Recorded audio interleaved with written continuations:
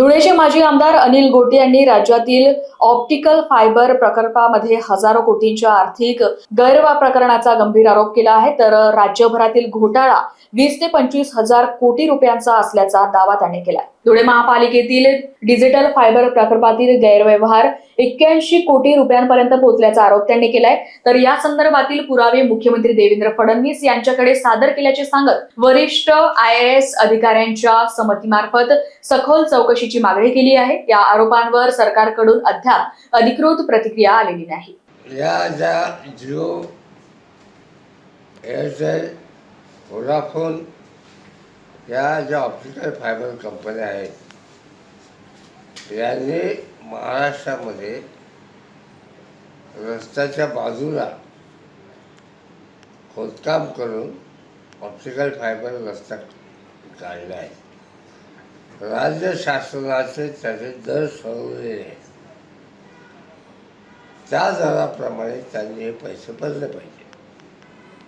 Optical fibre कंपन्यांनी बँकांचे वरिष्ठ अधिकारी, महापालिकांचे सर्व महापालिकांचे आयुक्त, नगरविकास खात्यामधले वरिष्ठ आणि अतिवरिष्ठ या अधिकाऱ्यांना हाताशी धरून त्याच्यामध्ये जवळ 25,000 कोटी रुपयाचा घोटाळा केलेला आहे।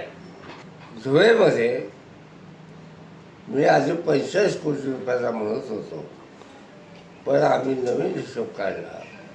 आमच्या नाशिकच्या सल्लागारांना आम्ही विचारलं तर त्यांनी सांगितलं ही रक्कम खूप जास्त आहे आणि कमीत कमी 81 कोटी 41 लाख आणि 10,000 इतका रुपयाची अफरातफर झालेली आहे। मागणी काय आपली? मी माननीय मुख्यमंत्र्यांना पत्र पाठवले की असेच याचा तपास तुकाराम मुंडे साहेब, प्रवीण गेडाम साहेब किंवा राहुल रेखावार अशा प्रामाणिक अधिकाऱ्यांकडनं तपास करा, अहवाल मागवा।